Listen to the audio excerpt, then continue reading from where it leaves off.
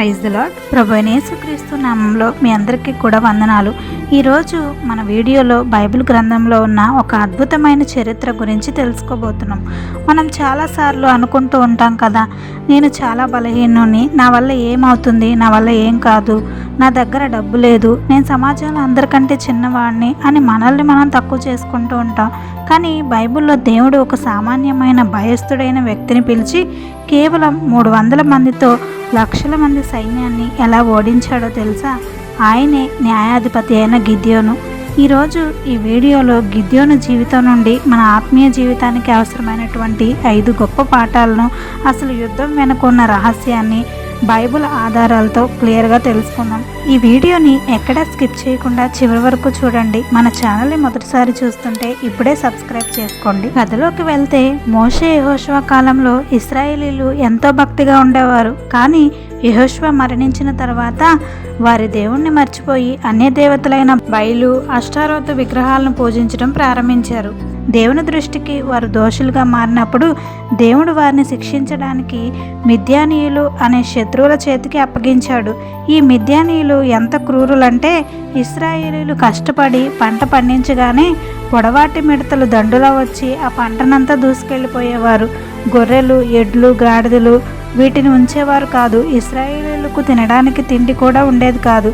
దాంతో భయపడిపోయిన ఇశ్రాయేలీలు ప్రజలు కొండ గుహల్లో, అడవుల్లో దాక్కునేవారు. అలా 7 సంవత్సరాలు నరకం అనుభవించిన తర్వాత తట్టుకోలేక దేవునికి రక్షణ కోసం గట్టిగా మొరపెట్టడం ప్రారంభించారు.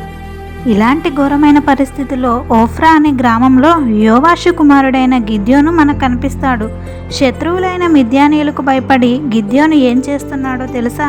రహస్యంగా ఒక ద్రాక్షల గానుకు చాటున దాక్కొని గోధుమలు నూర్చుకుంటున్నాడు. ఎందుకంటే బయట చేస్తే శత్రువులు వచ్చి ఆ కాస్త ధాన్యాన్ని కూడా లాక్కెళ్ళిపోతారని భయం.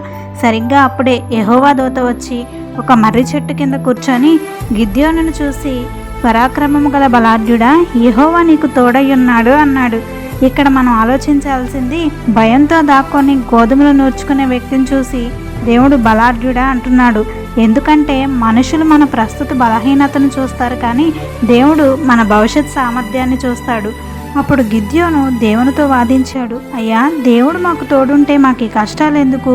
మా పితరులు చెప్పిన అద్భుతాలన్నీ ఏవి? దేవుడు మమ్మల్ని వదిలేశాడు అన్నాడు. అంతేకాదు, నా కుటుంబం మనష్షే గోత్రంలో అన్నిటికంటే అల్పమైనది. నా తండ్రి ఇంట నేనే అందరికంటే చిన్నవాడును. నేను ఎలా రక్షించగలను అని అడిగాడు. అప్పుడు దేవుడు ఒకే మాట చెప్పాడు, నిశ్చయముగా నేను నీకు తోడయ్యుందును. నీవు ఒకే ఒక్క మనుషుణ్ణి హతం చేసినట్లు మిద్యానీయులను హతం చేస్తావు. మనం దేవుని కోసం పెద్ద కార్యాలు చేయాలంటే ముందు మన హృదయం, మన ఇల్లు శుద్ధవ్వాలి. దేవుడు గిద్యోనుతో, నువ్వు యుద్ధానికి వెళ్లే ముందు నీ తండ్రి కట్టించిన అన్యదేవతైన బయలు బలిపీఠాన్ని కూల్చేసి అక్కడ యెహోవా బలిపీఠం కట్టి బలి అర్పించు అన్నాడు. గిద్యోను పగలది చేయడానికి భయం వేసింది, ఎందుకంటే ఊరి జనాలు చంపేస్తారని. అందుకే రాత్రివేళ తన 10 మంది సేవకుల్ని తీసుకొని వెళ్ళి ఆ విగ్రహాన్ని ముక్కలు ముక్కలుగా చేసి దేవునికి బలి అర్పించాడు. ఉదయాన్నే లేచిన ఊరి ప్రజలు ఇది చూసి తీవ్ర ఆగ్రహానికి గురై గిద్యోనును చంపడానికి అతని తండ్రి ఇంటికి వచ్చారు. కానీ అక్కడ దేవుడు గిద్యోను తండ్రి హృదయాన్ని మార్చాడు. అతని తండ్రి ఊరివారితో, బయలు నిజంగా దేవుడైతే తన బలిపీఠాన్ని పడగొట్టిన వానితో అతడే పోరాడుకుంటాడు, మీరెందుకు గిద్యోను చంపుతారు అన్నాడు. ఆ రోజు నుండి గిద్యోనుకు యెరుబ్బయలు అని పేరు వచ్చింది. యుద్ధ సమయం దగ్గర పడింది. శత్రువులంతా ఏకమై లోయలో దిగారు. గిద్యోనుకు దేవుని ఆత్మ తోడైంది. బోర ఊదగానే వేలాది మంది సైన్యం తరలి వచ్చారు. కానీ గిద్యోను మనసులో ఇంకా చిన్న అనుమానం, దేవుడు నిజంగా నా ద్వారానే ఇశ్రాయేలుని రక్షిస్తాడా అని దేవుణ్ణి ఒక రుజువు అడిగాడు. దాన్నే మనం గొర్రెబొచ్చు పరీక్ష అంటాం. మొదటి రోజు రాత్రి గిద్యోను నేలపై ఒక గొర్రెబొచ్చును ఉంచి, ప్రభువా, రేపు ఉదయానికి నేలంతా పొడిగా ఉండాలి, కేవలం ఈ గొర్రెబొచ్చు మీద మాత్రమే మంచు కురిసి తడవాలి అన్నాడు. దేవుడు అలాగే చేశాడు. ఉదయాన్నే గిద్యోను లేచి ఆ బొచ్చును పిండగా ఒక పాత్ర నిండా నీళ్లు వచ్చాయి. రెండో రోజు రాత్రి గిద్యోను దేవుని కోపం వస్తుందేమో అని భయపడుతూనే, ప్రభువా, ఈ ఒక్కసారి నన్ను క్షమించు, ఈసారి ఉదయం నేలంతా మంచుతో తడవాలి, గొర్రెబొచ్చు మాత్రం పొడిగా ఉండాలి అన్నాడు. దేవుడు ఎంత దయామయుడంటే గిద్యోను బలహీనమైన విశ్వాసాన్ని ఓపికతో భరించి రెండోసారి కూడా అలాగే చేసి చూపించి అతని భయాన్ని పూర్తిగా పోగొట్టాడు. గిద్యోను పిలుపు అందుకొని 32,000 మంది ఇశ్రాయేలు సైనికులు యుద్ధానికి వచ్చారు. కానీ శత్రువుల సంఖ్య చాలా ఎక్కువగా ఉంది. దేవుడు గిద్యోనుతో ఏమన్నాడు తెలుసా? నీతో ఉన్న జనులు చాలా ఎక్కువ మంది అన్నాడు. మనమైతే ఇంకా సైన్యం కావాలి అంటాం, కానీ దేవుడు ఎక్కువయ్యారు అన్నాడు. ఎందుకంటే ఇంతమంది వెళ్ళి గెలిస్తే మా సొంత బలంతో మేమే గెలిచామని ఇశ్రాయేలీలు గర్విస్తారు. దేవుడు తన మహిమను ఎవరికీ ఇవ్వడు. దేవుడు మీలో ఎవరికైనా భయం ఉంటే ఇంటికి వెళ్ళిపోమనండి అన్నాడు. అంతే. 32,000 మందిలో 22,000 మంది వెనక్కి తిరిగి వెళ్ళిపోయారు. కేవలం 10,000 మంది మాత్రమే మిగిలారు. దేవుడు ఈ 10,000 మంది కూడా ఎక్కువే, వీరిని నీటివాగు దగ్గరికి తీసుకువెళ్ళు అన్నాడు. అక్కడ నీళ్లు తాగేటప్పుడు ఒక పరీక్ష పెట్టాడు. ఎవరైతే మోకాళ్ళుని కింద పడి కుక్కలా నాలుకతో నీరు తాగుతారో వారిని పక్కన పెట్టమన్నాడు. ఎవరైతే మోకాళ్ళ మీద నిలబడి శత్రువు వస్తున్నాడా లేదా అని గమనిస్తూ చేతులతో నీటిని నోటికి అందించి తాగారో వారిని వేరు చేయమన్నాడు.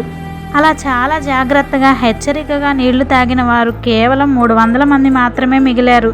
దేవుడు అన్నాడు, ఈ 300 మందితోనే నేను మిమ్మల్ని రక్షిస్తాను, మిగిలిన వారిని పంపించే అని. ఊహించండి, లక్షల మంది సైన్యం ముందు కేవలం 300 మంది నిలబడ్డారు. ఈ 300 మంది చేతికి గిద్యోను ఎలాంటి ఆయుధాలు ఇచ్చి పంపించాడో తెలుసా? కత్తులు ఈటలు కాదు, ఒక బూర, ఒక మట్టి కుండ, ఆ కుండ లోపల ఒక దివిటి. అర్ధరాత్రి వేళ శత్రువులు గాఢ నిద్రలో ఉన్నప్పుడు గిద్యోను తన 300 మంది సైన్యాన్ని 3 భాగాలుగా చేసి శత్రువుల దండును చుట్టుముట్టాడు. గిద్యోను సైగ చేయగానే 300 మంది ఒకేసారి తమ చేతుల్లో ఉన్న బూరలను గట్టిగా ఊదారు. చేతుల్లో ఉన్న మట్టి కుండలను పగలగొట్టారు. ఆ లోపల ఉన్న దివిటీలను పైకెత్తి పట్టుకొని యెహోవాకును గిద్యోనుకును కత్తి అని ఆకాశం బద్దలయ్యేలా కేకలు వేశారు. ఆ అర్ధరాత్రి చీకట్లో ఒక్కసారిగా 300 కుండలు పగిలిన శబ్దం, బూరల నాదం, మండుతున్న దివిటీల వెలుగు చూసి లోయలో ఉన్న 1,50,000 మంది శత్రువులు కంగారు పడిపోయారు. ఏదో మహాసైన్యం తమపై దాడి చేసిందని భయభ్రాంతులై చీకట్లో ఎవరికి వారే శత్రువులు అనుకొని తమ సొంత కత్తులతో ఒకరినొకరు నరుక్కొని చనిపోయారు. మిగిలిన వారు ప్రాణభయంతో పారిపోయారు. ఒక్క కత్తి కూడా వాడకుండా దేవుడు ఇశ్రాయేలీయులకు చారిత్రాత్మక విజయాన్నిచ్చాడు. నా ప్రియ సహోదరులారా, ఈ అద్భుతమైన గిద్యోను చరిత్ర ముగింపులో మనం నేర్చుకోవాల్సిన 3 ముఖ్యమైన విషయాలు. మొదటిది, దేవుడు బలహీనులను బలపరుస్తాడు. బైబిల్లో 1 కొరింథీ 1:27 ప్రకారం జ్ఞానులను సిగ్గుపరచడానికి లోకంలో ఉన్న వెర్రివారిని, బలవంతులను సిగ్గుపరచడానికి బలహీనులను దేవుడు ఏర్పరచుకున్నాడు. మీరు ఎలాంటి బలహీనమైనటువంటి స్థితిలో ఉన్నా సరే దేవుడు తోడుంటే మీరు విజయం సాధిస్తారు. రెండవది, మట్టి కుండలు పగలాలి. మన చేతిలో ఉన్న మట్టి కుండలు పగిలితేనే లోపల ఉన్న దేవుని వెలుగు బయటకు వస్తుంది. అంటే మనలో ఉన్న గర్వం, అహంకారం అనే మట్టి కుండ పగిలితేనే యేసుక్రీస్తు మహిమ మన ద్వారా లోకానికి కనిపిస్తుంది. మూడవదిగా, విశ్వాస వీరుడు.